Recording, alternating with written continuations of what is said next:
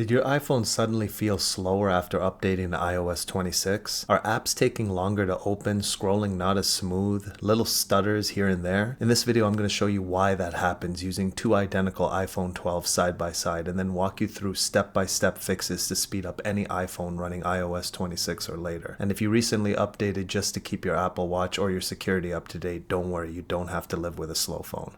So here's what started this whole deep dive. I picked up two iPhone 12s, same storage, same model for my parents. One of them is still on iOS 18.7.2 and the other one is running iOS 26.1. Side by side, the difference was obvious. Swiping between home screens, opening settings, launching common apps. The phone on iOS 18 felt snappier, while the one on iOS 26.1 had small noticeable delays and micro stutters. Same hardware, different software. That told me right away that this wasn't just in my head, so I started digging into why this happens and what you can do about it. Before we get into the fixes, I want to be super clear. This isn't just an iPhone 12 thing. If you're running iOS 26 on any older or mid-range device, like the iPhone 11 series, iPhone 12 series, iPhone 13 or 13 mini, or the iPhone SE, and you updated from a much older version like iOS 18, you can see the same kind of slowdown. The good news is in a lot of cases, the phone isn't actually dying. It's a mix of software changes, background tasks, and settings that we can tweak. So what actually changed in iOS 26 that can make your phone feel slower? There are a few big reasons. Number one, iOS 26 is heavier. Each major iOS release usually brings new animations, visual effects, widgets, and background intelligence. Even if we don't care about any of that, your phone is still running it. On newer phones, that's fine. On older chips, you can start to feel those extra frames and transitions. Number two, background indexing after the update. Right after a big update, your iPhone quietly does a ton of work in the background, re-indexing your files, photos, messages, app data, spotlight search, and so on. During that time, the phone can feel warm, battery life dips, and everything feels sluggish. That can last anywhere from a few hours to a couple of days, depending on how full your phone is. Number three, battery health and Apple's performance management. The iPhone 12 I tested with iOS 26.1 has a lower battery health than the one with iOS 18. As batteries age, the system sometimes pulls back peak performance to avoid unexpected shutdowns. Combine that with heavier software and you feel it. Number four is the storage being too full. If your iPhone is constantly sitting at 90 to 95% full, it doesn't just affect how many photos you can store, it also affects how quickly the system can write and manage files in the background. Number five, new features running all the time. Things like live widgets, smarter suggestions, constant background refresh, and more aggressive on-device processing can all chip away at the smoothness if you leave everything on by default. Now the important part. We're not just going to complain about this. We're going to walk you through a set of practical optimizations that can make iOS 26 feel much closer to how your phone used to behave without turning it into a dumb phone.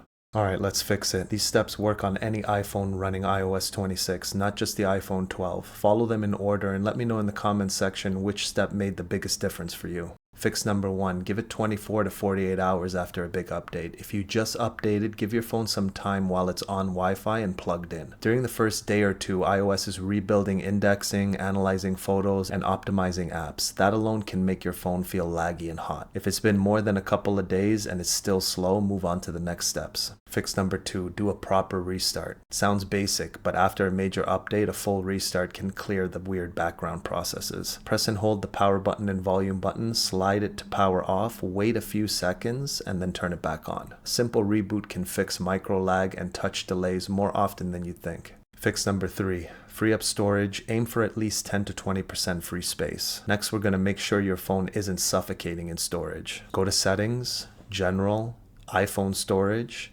and look at the bar at the top. If you're constantly above 80 to 85%, you're asking the phone to juggle a lot with not much room. Offload or delete apps you don't use, clear big message threads with tons of videos, and move older photos or videos to iCloud or another backup. Free space almost always makes the system feel snappier. Fix number four, update your apps. Old versions of apps aren't always happy on brand new iOS. Open the App Store, go to your profile, and tap Update All. Let everything fully update. Then give the phone a quick restart again. This alone can fix random crashes and stutters. Fix number five, reduce heavy animations and visual effects. If you want raw responsiveness more than the fancy transitions, this one's huge. Go to Settings, Accessibility, Motion, and turn on Reduce Motion.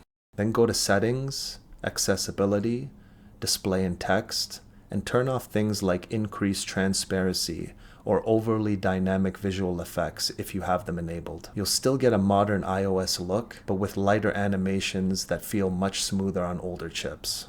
Fix number 6, Tame background app refresh. Background app refresh lets apps update in the background, but it can also keep your phone constantly working. Go to Settings, General, Background app refresh, and switch it to Wi-Fi or turn it off entirely for apps you don't need it. Things like photo editors, games, random shopping apps, or anything you don't need running 24/7. Keep it on for messaging, email, maps, and anything truly important. Fix number 7, fine-tune location services. Location tracking can quietly drain performance and battery too. Go to Settings, Privacy and Security, Location Services, scroll through the list and set non-critical apps to never or while using the app instead of always. This reduces constant background work and saves power, especially on older phones. Fix number 8, check battery health and power modes. Now let's talk battery. Go to Settings, Battery, Battery health. If your maximum capacity is still healthy, great. But if it's very low, you may see performance management kick in and make everything feel sluggish. Also check if low power mode or any adaptive power settings is constantly enabled. Those modes are great for battery life, but they intentionally pull back performance. If you want maximum speed,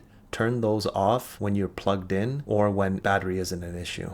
Fix number 9, reset all settings without wiping your data. If your iPhone still feels weird after all of this, there might be some old settings or profile causing conflict. You can try reset all settings. This doesn't erase your photos or apps, but it does reset things like Wi-Fi, networks, wallpapers, and some preferences. Go to Settings, General, Transfer or Reset iPhone, Reset all settings. It's a bit of a pain to re-enter your Wi-Fi passwords, but it can clear out years of accumulated junk.